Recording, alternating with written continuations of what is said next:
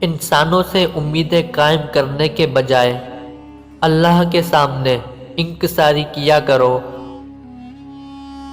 علم ایک پھول کی مانند ہے جو مرجھا جانے پر بھی خوشنما لگتا ہے۔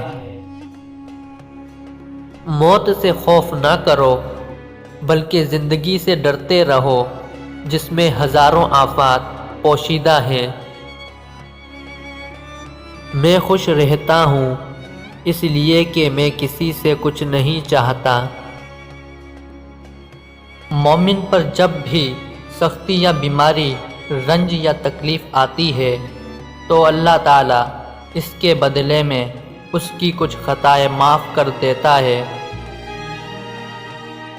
بغیر دوست کی زندگی ایسی ہے جیسے صحرا میں بھٹکا ہوا ایک مسافر۔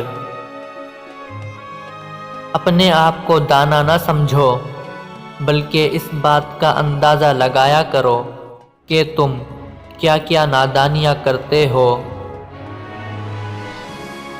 دین خزانہ ہے اور علم اس کا راستہ۔ جہاں عورت کا احترام ہوتا ہے وہاں خدا بھی خوش ہوتا ہے۔ کانچ کا نازک ٹکڑا ٹوٹ کر تیز دھار چھرا بن جاتا ہے، یہی کیفیت انسان کے ٹوٹے ہوئے دل کی ہے۔ صرف نیک نہ بنیے بلکہ کسی کے ساتھ نیکی کر کے بھی دکھائیے۔ تم میں سے اچھے وہی لوگ ہیں جو اپنی بیویوں کے ساتھ اچھا سلوک کرتے ہیں۔ خوش کلامی ایک ایسا جوہر ہے جو غور سے سننے والوں کو اپنی طرف متوجہ کر لیتا ہے۔ اتنا میٹھا نہ بنو کہ لوگ نگل جائیں، اتنا کڑوا بھی نہ بنو کہ لوگ تھوک دیں، نہ اتنا سخت بنو کہ توڑنا پڑ جائے۔ وہ جو اپنے نظریے پر قائم رہتے ہیں اکثر غلط ہوتے ہیں۔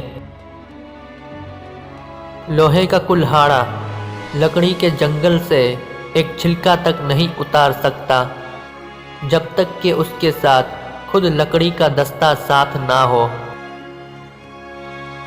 ظالم صرف وہی نہیں ہوتا جو ظلم کرتا ہے بلکہ وہ بھی ظالم ہوتا ہے جو باوجود قدرت کے ظالم کو ظلم کرنے سے نہیں روکتا۔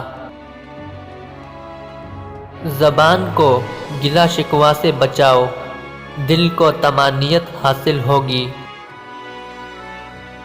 ظالم کو معاف نہ کرو کیونکہ یہ مظلوموں پر ظلم ہوگا۔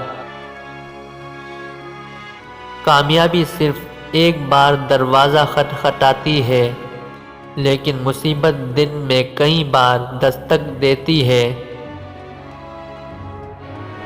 ظالم گھڑ سوار کو اس کا ہی گھوڑا اس کو گرا دیتا ہے۔ غیبت صرف زبان ہی سے نہیں بلکہ قلم سے بھی ہوتی ہے اور اشارہ و کنایہ سے بھی۔ جلد بازی حماقت ہے اور یہ انسان کی بدترین کمزوری ہے۔ کسی بات کے لیے دوسروں کو نصیحت کرنے سے پہلے خود بھی اس پر عمل کر لیا کرو۔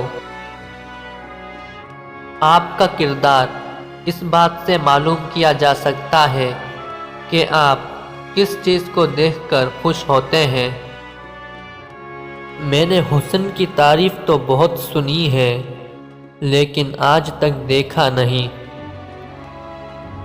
تعجب ہے اس پر جو شیطان کو دشمن جانتا ہے لیکن اس کی ہی اطاعت کرتا ہے۔ موت ایک بے خبر ساتھی ہے جو کسی بھی وقت آپ کو گلے لگا سکتا ہے۔ وقت ایک ایسا دریا ہے جس کے کنارے نہیں ہوتے۔